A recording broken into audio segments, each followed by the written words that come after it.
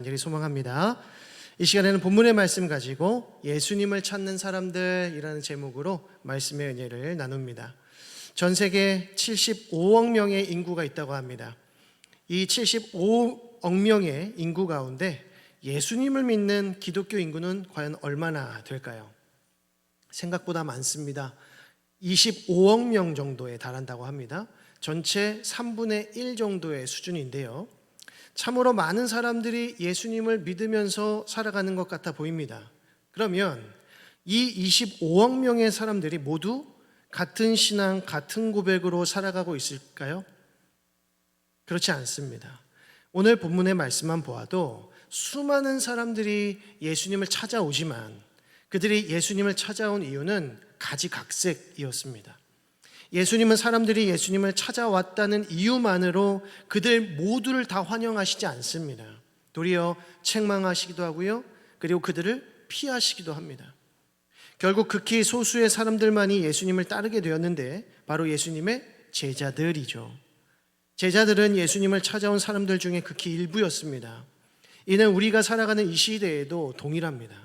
앞서 말씀드린 대로 전 세계에는 약 25억 명의 기독교 인구가 살아가지만 그들 모두가 우리의 신앙 고백과 동일한 개신교인들은 아닙니다. 오히려 우리 개신교 인구는 25억 명의 기독교인들 가운데에 약 5분의 1 정도의 수준입니다. 그리고 나머지 기독교인들은 누굽니까? 로마 카톨릭, 또 동방정교회, 그 외에 수많은 독립교회들입니다. 성경 66권을 중심으로 해서 예수 그리스도를 신앙하는 사람들은 모든 기독교인들 가운데의 15% 미만이라는 것이죠. 이렇게 따져보면 전 세계 인구 가운데에서 순수 우리 복음주의 신앙인들을 따져보게 되면 5% 미만입니다. 그래서 3억 명 정도가 살짝 넘는 수치가 되는 것이죠. 그런데 3억 명도 결코 적은 수치는 아닙니다. 그러나 이 3억 명조차도 모두 다 우리 개혁주의 신앙을 따르고 있지는 않습니다. 이 말인즉슨 3억 명에 속한 사람들 가운데에 수많은 사람들이 오직 성경, 오직 은혜, 오직 믿음, 오직 그리스도의 신앙을 따라 살아가는 것이 아니라는 것입니다. 그들은 믿음 외에도 행위를 강조하고요, 은혜 외에도 공로를 강조합니다. 그들은 그리스도 외에도 다른 길을 통해서 하나님 나라에 들어갈 수 있다라고 믿는 사람들입니다. 오늘 우리는 마가복음 1장 40절에서 45절 그리고 3장 7절에서 12절의 말씀을 보았는데요. 이 말씀을 보게 되면 수많은 군중들이 예수님을 찾아왔다라고 하는 사실을 알려줍니다. 그런데 그들은 과연 어떠한 마음을 가지고 예수님을 찾아온 것일까요? 예수님을 어떤 분으로 알고 예수님을 찾아온 것입니까? 먼저 마가복음 1장 40절에서 45절의 말씀을 보면 나병 환자 치유 사건이 등장을 합니다. 이 내용을 보면 한 나병 환자가 예수님께 치유를 받는 장면이 등장을 하는데요.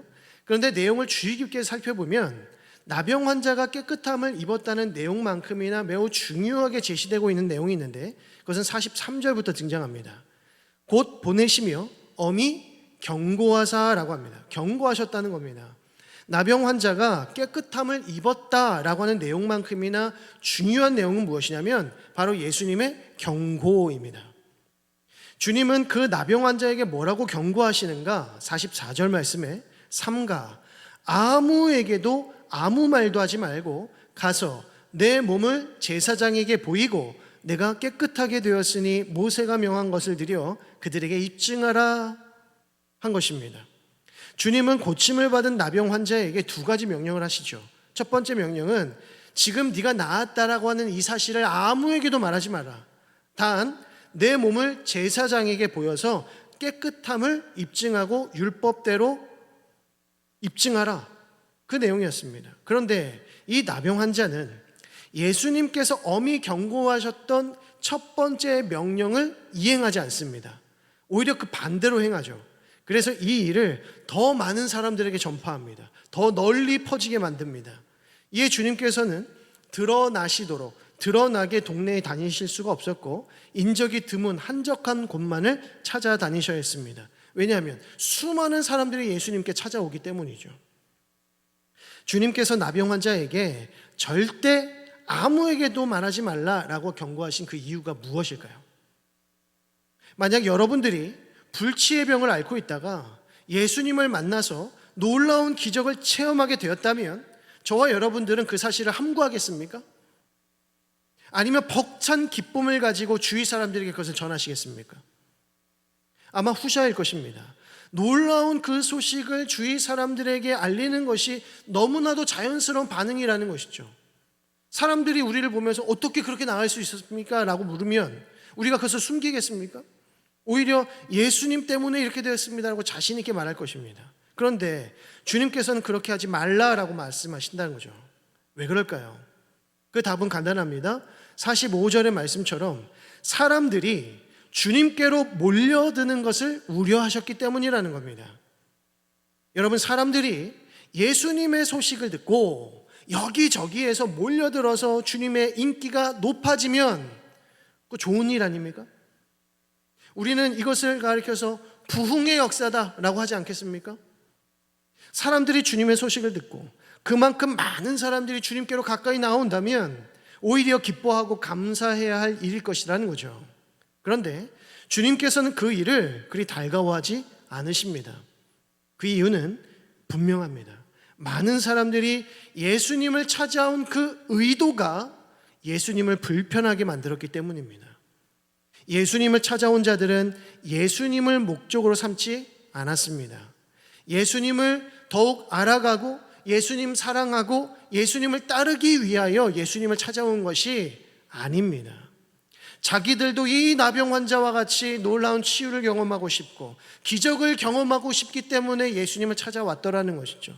그들의 초점은 어디에 있습니까? 예수님에게 있는 것이 아니라 예수님의 능력에 있었다는 것입니다.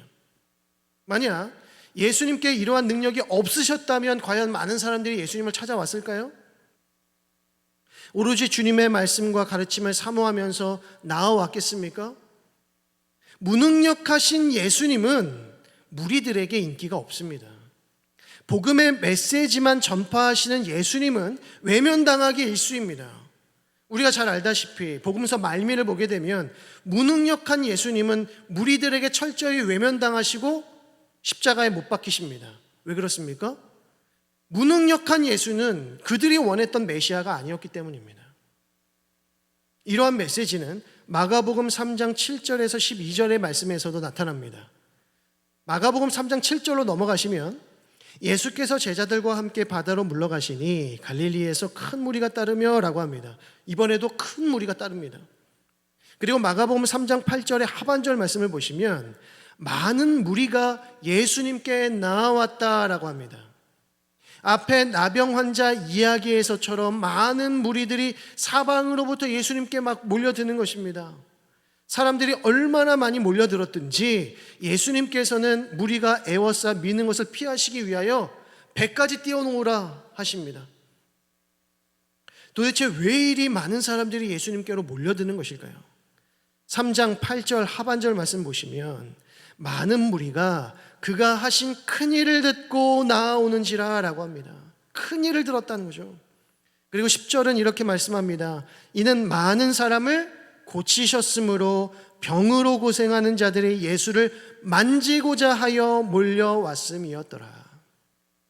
큰 무리가 예수님을 찾아 사방으로부터 나온 이유가 무엇입니까? 큰 일을 경험하고 싶어서 고침을 받기 위해서 예수님께 나아왔다는 것입니다. 여기서 예수님을 찾아온 대부분의 사람들은 아마도 나병 환자 치유 사건 때에 이미 예수님께 나아왔던 사람들이었을 것입니다. 그리고 이제는 더 많은 사람들이 예수님의 소식을 듣고 예수님께 몰려들었습니다. 그런데 본문 11절은 매우 뜻밖의 사건을 전합니다. 많은 무리들만이 예수님을 찾아온 것이 아니라 누구도 찾아옵니까? 더러운 귀신들까지도 어느 때든지 예수님께 찾아와서는 예수님을 향하여 뭐라고 말합니까? 당신은 하나님의 아들이십니다 라고 부르짖는다는 겁니다. 놀랍지 않습니까? 그런데 우리는 여기서 속아 넘어가면 안 됩니다. 더러운 귀신들이 예수님을 당신은 하나님의 아들이십니다 라고 한 것은 예수님을 찬양하는 것이 결코 아닙니다. 그들은 결코 하나님을 경배하지 않고요, 예수님을 높이지 않습니다. 그들은 그저 거짓의 아비일 뿐이고 참소하는 자일 뿐입니다. 속이는 자라는 것이죠. 지금 마귀 사탄은 예수님을 가리켜서 당신은 하나님의 아들이십니다라고 부르짖으면서 많은 사람들을 뭐하고자 하는 것입니까? 미혹해 하는 것입니다. 귀신들의 목적은 딱 한 가지입니다. 예수님을 더욱 곤경에 빠뜨리는 것이고요, 수많은 사람들로 하여금 헛되이 예수님을 찾도록 하기 위함인 것입니다. 예수님을 하나님의 아들이라고 외친 것은 당시 유대 민족들에게 있어서 이 예수가 누구이시다? 약속된 메시아다라는 것을 드러내는 표현입니다. 유대인들에게 예수님을 가리켜서 메시아다라고 하는 것은 그가 우리를 정치적으로 구원할 지도자다라는 뜻입니다. 귀신이 외쳤던 하나님의 아들이라는 표현이 바로 이러한 의미라는 것이죠. 사탄은 지금 사람들로 하여금 예수님을 그들이 그토록 간절히 기다리던 정치적인 메시아다라는 것을 말하는 것입니다. 그렇게 인식하도록 지금 미혹해 하고자 하는 것이죠. 그래서 예수님이 정녕 누구이신지, 예수님을 통하여 우리가 어떻게 참된 구원을 얻을 수 있는지 그 중요한 부분에 집중하지 않고 다른 것들에 집중하도록 만드는 것입니다. 예수님께서 그 직분을 감당하신 그 방법은 결코 세상적이거나 육신적인 방법이 아니었음에도 불구하고 사람들은 예수님을 정치적 메시아로 따르도록 만드는 것이죠. 그리스도께서는 민족적 이스라엘을 로마의 속국으로부터 건지시기 위하여 이 땅에 오신 것이 아닙니다. 이 땅의 모든 죄인들을 죄와 사망의 권세로부터 건지시기 위하여 오셨죠. 주님은 그들의 육신의 만족을 위하여 이 땅에 오신 것이 아니라 그들에게 영원한 생명 주시기 위하여 오셨습니다. 그들에게 잠깐의 현세적인 평안을 주시기 위함이 아니라 영원한 평안과 안식을 주시기 위하여 이 땅에 오셨다는 것이죠. 하나님이 세상을 이처럼 사랑하사 독생자를 주셨으니 이는 저를 믿는 자마다 멸망하지 않고 영생을 얻게 하려 하심이라. 바로 이것이 예수님께서 이 땅에 오신 이유였습니다. 나병 환자 치유 사건이나 큰 무리 본문의 이 말씀들은 많은 사람들이 예수님께로 몰려들었지만 모두가 다 잘못된 동기와 이유로 몰려들었음을 말씀해 줍니다. 이는 수많은 사람들이 예수님이 누구이신지 오해하게 만들고 심지어 왜곡하고 있기 때문에 일어난 일이었습니다. 그리고 이것은 마귀 사탄이 가장 원하던 일이라는 것이죠. 예수님을 헛되이 찾아가는 것.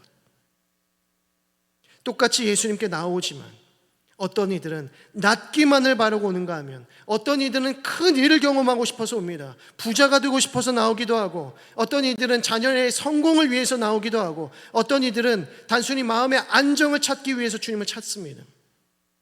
엄밀히 말하자면 그들은 성경이 말씀하는 예수 그리스도에게는 관심이 없습니다.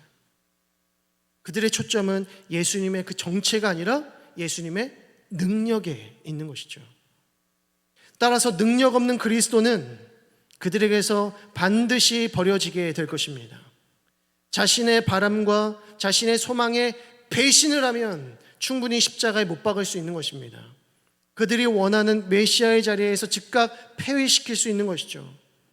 예수님께서는 자신을 십자가에 달고서 자신을 조롱하던 자들에게 뭐라고 기도하셨습니까? 아버지여, 저들의 죄를 용서하여 주옵소서. 자기들이 하는 일을 알지 못하나이다 라고 하셨습니다. 예수 그리스도에 대한 오해와 무지가 결국 그리스도를 십자가에 못 박게 했다는 사실을 우리는 기억해야 합니다. 예수님이 누구이신지 모르면 우리는 예수님을 십자가에 못 박게 되어 있습니다. 그리스도에 대한 우리의 무지와 그리스도에 대한 철저한 무관심과 그리고 그리스도에 대한 우리의 세상적 바람이 결국 예수 그리스도를 십자가에 못 박았다는 것입니다. 예수님을 제대로 알지 못했던 종교 지도자들이 모여서 꾸민 계책이 무엇입니까? 마가복음 3장 6절에 이렇게 말씀합니다. 바리새인들이 나가서 곧 헤롯 왕과 함께 어떻게 하여 예수를 죽일까 의논하니라. 결국 자신들의 지혜와 종교심으로 그리스도를 이해할 수 없고 자기들의 기대를 채워주지 못하고 더 이상 그분을 이해하기 싫어졌을 때 사람들은 결국 그리스도에 대한 마지막 논의에 이르게 됩니다. 어떻게 하여 예수를 죽일까? 그러면 우리는 어떻게 예수 그리스도를 오해하지 않고 왜곡하지 않고 온전히 알아갈 수 있을까요? 그 답은 마가복음 3장 13절의 말씀이 제시해 주고 있습니다. 또 산에 오르사 자기가 원하는 자들을 부르시니. 누가 주님을 알 수 있고 누가 주님을 믿고 주님을 사랑하며 주님을 따르게 됩니까? 극히 소수의 사람들, 곧 극히 소수의 제자들인데 그들은 하나님께서, 우리 주님께서 원하시는 자들이었다는 것입니다.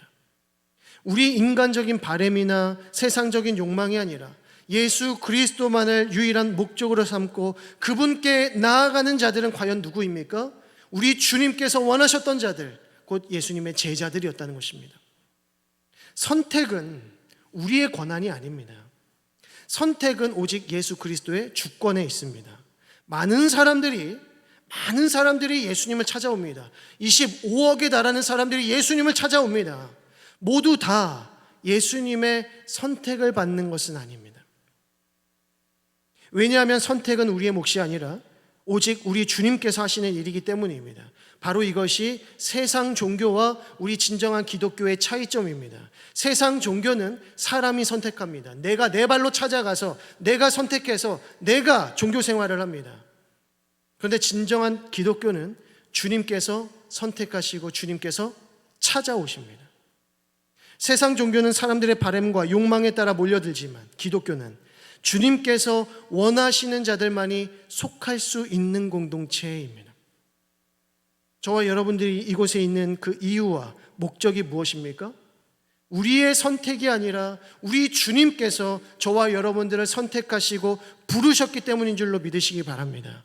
참된 교회는 선택받은 자들의 공동체이고 부르심을 입은 자들의 공동체입니다. 그래서 세상은 자기들이 원하는 신을 만들어내는 우상 공장이 될 뿐이지만 교회는 어떻습니까? 주님께서 원하시는 자들이 모여서 주님께서 원하시는 자들이 함께 구현해 나아가는 하나님 나라의 공동체인 것입니다. 우리가 그리스도를 온전히 이해하고 믿을 수 있는 것은 우리가 예수님을 선택했기 때문이 아니라 그리스도께서 우리를 친히 선택하시고 제자 삼아 주심으로 당신 자신을 우리에게 밝히 계시하여 주셨기 때문입니다. 우리에게 믿음 주셨기 때문이라는 것이죠. 많은 사람들이 예수님의 가르침을 받지만 대부분 이해하지 못합니다. 그럴 때마다 주님께서는 제자들을 따로 불러 모으십니다. 그리고는 앞서 이야기한 그 내용이 무엇인지를 풀어주십니다. 주님께서 이 제자 공동체를 중심으로 세우시는 영적 기관이 바로 교회입니다. 이 세상에는 수많은 기독교회가 있으며 그 중에서도 수많은 개신교회가 있습니다. 그들 모두 예수를 믿는다라고 말합니다. 그러나 그들이 믿는 예수는 서로 다른 예수일 경우가 너무나도 많습니다. 우리가 우리의 바램과 우리의 욕망을 따라 그리스도께 나아가려고 하면 거짓 예수, 거짓 그리스도를 만나게 됩니다. 예수님을 찾아 나선 수많은 무리들 가운데에 더러운 귀신들도 있어서 참된 예수를 가리고 그들의 잘못된 동기에 따라서 거짓 예수를 만들어낸다는 것입니다. 그러나 그분이 우리를 먼저 찾아오시면, 그분이 우리를 먼저 부르시면 그때야 비로소 우리는 참된 예수, 참된 그리스도를 만나게 되는 것입니다. 우리가 우리의 발로 우리의 동기에 따라 찾아가는 것이 아니라 우리 주님께서 우리를 부르셔서 모인 곳이 바로 교회인 것이죠. 그래서 우리는 주님께서 세우신 교회를 통하여서 예수 그리스도를 온전히 알아가고 온전히 믿고 따를 수 있게 되는 것입니다. 말씀을 맺습니다. 전 세계 75억의 인구 중에 무려 25억의 인구가 스스로를 기독교인이라고 부릅니다. 그러나 그들 모두가 같은 예수를 고백하지는 않습니다. 이들 가운데 상당수는 성경을 하나님의 말씀으로 인정하지 않습니다. 또한 어떤 이들은 믿음으로만 구원받을 수 없다라고 말하고, 또 어떤 이들은 전혀 다른 천국과 종말을 제시합니다. 또 어떤 이들은 하나님의 선택이 중요한 것이 아니라 우리의 노력과 우리의 공로가 중요하다고 말합니다. 25억의 기독교인들 가운데에 단 5% 미만의 사람들만이 성경을 하나님의 말씀으로 받고 구원의 길은 오직 하나, 예수 그리스도를 믿는 믿음뿐이며 오직 하나님의 주권적 선택과 은혜를 통해서만 하나님의 나라에 들어갈 수 있다라고 믿고 고백합니다. 사방에서 예수님을 찾아온 사람들을 보십시오. 그들은 그들 스스로 예수님을 찾아오지만 그 이유와 목적은 가지각색이었다는 것입니다.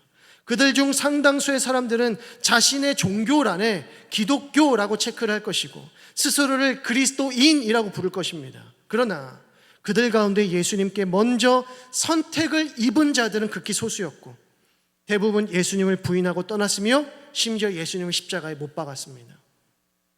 저와 여러분들은 모두 같은 자리에 모여 있습니다. 물론 여기까지 오게 된 그 계기와 과정은 여러 가지일 수 있겠지만 분명한 사실은 우리가 여기에 모인 그 이유는 딱 한 가지라는 것입니다. 무엇입니까? 우리 하나님께서, 우리 주님께서 우리를 택하시고 이곳으로 부르셨기 때문입니다. 우리가 예수 그리스도를 참되게 알아가고 믿고 닮아가기 위해서는 다른 방식이나 다른 노력들이 필요하지 않습니다.